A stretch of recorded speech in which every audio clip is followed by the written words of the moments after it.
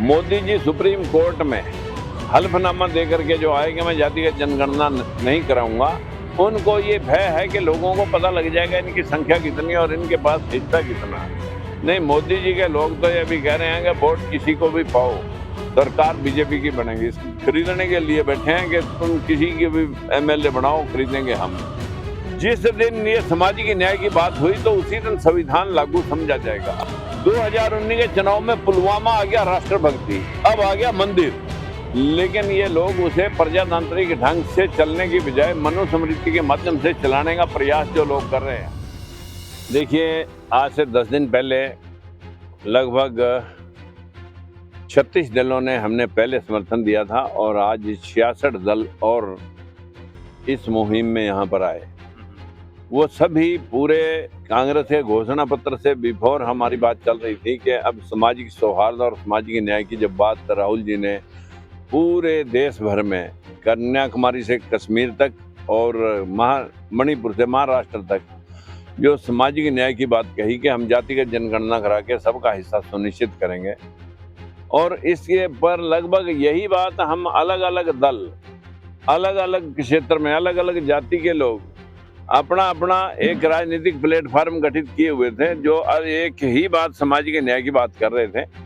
तो अलग अलग मंचों से पाखंडियों को हराना संभव नहीं था, और अब जो देश के अंदर नफरत, धर्म और जाति की राजनीति ने इतना बड़ा संकट खड़ा कर दिया, तो इसी बात को लेकर के मोदी जी सुप्रीम कोर्ट में हल्फनामा दे करके जो आए कि मैं जातिगत जनगणना नहीं कराऊंगा, उनको ये भय है कि लोगों को पता लग जाएगा इनकी संख्या कितनी है और इनके पास हिस्सा कितना है। वो जो हिस्सा है हमारा, उस हिस्से को मैं दिखाना चाहता हूँ कि जो आज हमारे देश के अंदर 55% लोगों की हिस्सेदारी सिर्फ 11% है, यानी अपने से 5वां हिस्सा।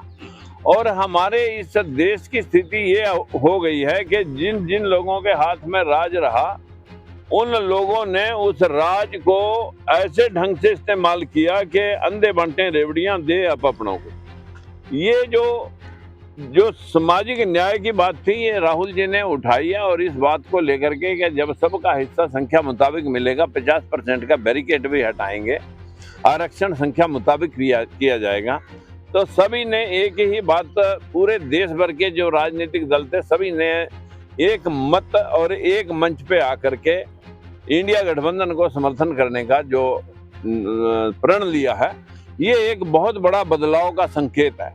और जो पूरे देश के अंदर जिस दिन ये सामाजिक न्याय की बात हुई तो उसी दिन संविधान लागू समझा जाएगा। अभी तक लोगों ने संविधान को लागू ही नहीं होने दिया, सिर्फ लोग अपने अपने अपने अपने लोगों को जो है ना उनकी जरा निबाजी में लगे रहे, उन्हीं को बूस्टअप करते रहे हैं।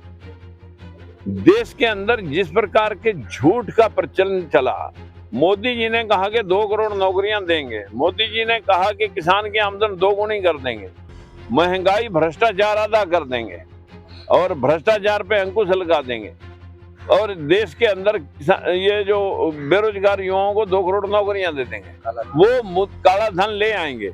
वो मुद्दे गौण हो गए। 2019 के चुनाव में पुलवामा आ गया राष्ट्रभक्ति, अब आ गया मंदिर। मंदिर में अंदर और बाहर लाखों हजारों भगवान के नाम पर भीख मांगने वाले मिलेंगे, चाहे उनको पुजारी कहो चाहे भिखारी कहो।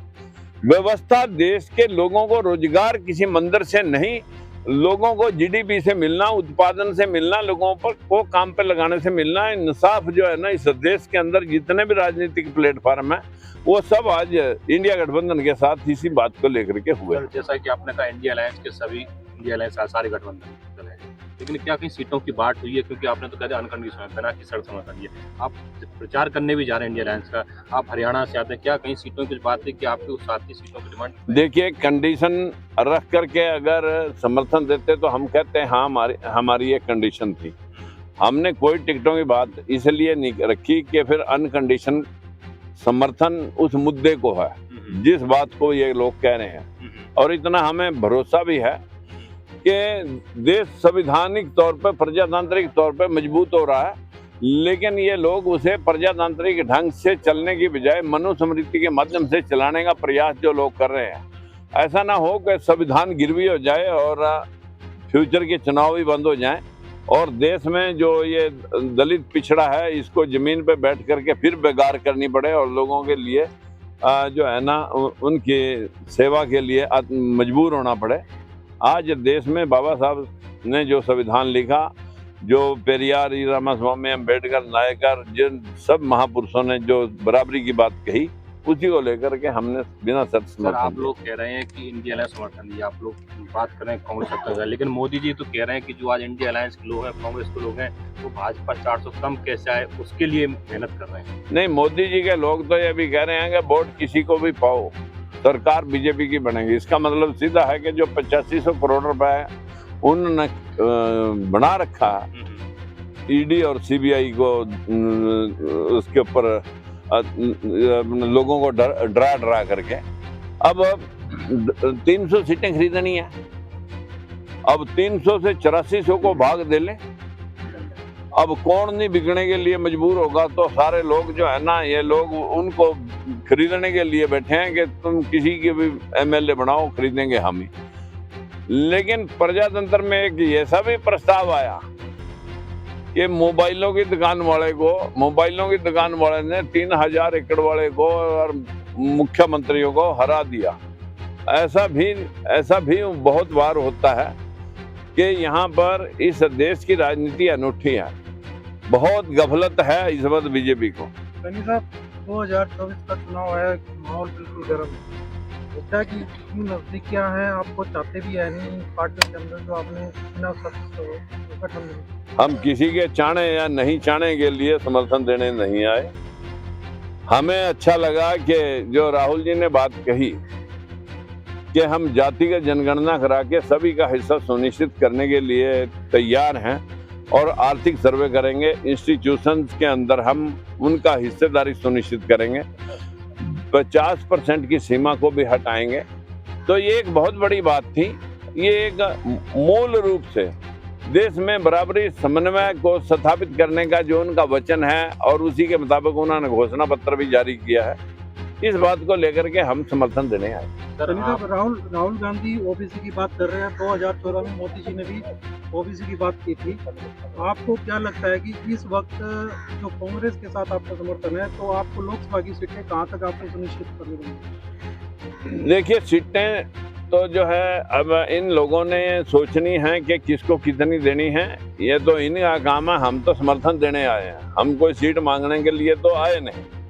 लेकिन ये बात जरूर है कि लोग एक्सपेक्ट करते हैं और जहां कोई लड़ने के काबिल होगा ये देख लेंगे। विधानसभा के लिए क्या रणनीति रहेगी? विधानसभाएं बहुत सारी, दिल्ली में भी नजदीक में विधानसभा, हरियाणा में भी है और कई स्टेटों में और बिहार में भी है। अगले साल भी चुनाव हैं, 2027 में भी चुनाव हैं। तो हमें लगता है कि अगली रणनीति के तहत ही ये सभी लोग इस बात को ध्यान में रखते हुए आए हैं कि भी हम लोकसभा की बजाय विधानसभाओं में हमारी अनदेखी ना हो। जैसा कि आपने कहते हैं कि एक पारिवारिक रोजगार की बात करते हैं, लेकिन अभी कुछ समय पहले कांग्रेस में वीर सिंह चौधरी की ज्वाइनिंग हुई थी, तो वो कह रहे थे वहाँ मंच बैठ बैठे कि ये मेरे मामा का लड़का है, ये मेरे फूफा का लड़का है, और एक ही परिवार के लोगों को बता रहे थे। तो इससे आप क्या कहते हैं? देखिए भाई, मैं अब किसी के ऊपर इस बात का कटाक्ष करने के लिए जो इसके ऊपर ज़्यादा ध्यान ना दे करके इतने बात कहूँगा कि हमने कांग्रेस को समर्थन देने की बात कही। ये हमारा मुद्दा है कि हम 100% आरक्षण हो, एक परिवार में एक रोजगार की सुनिश्चितता हो, और साथ ही साथ किसान और मजदूर इस देश में भूखा है, जो देश में काम कर रहा है वही भूखा है। उन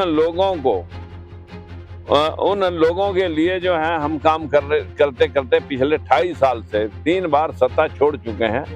सत्ता की भूख हमारा विषय नहीं है, सामाजिक समन्वय हमारा विषय है। इसके लिए हम पूरा प्रयास कर रहे हैं।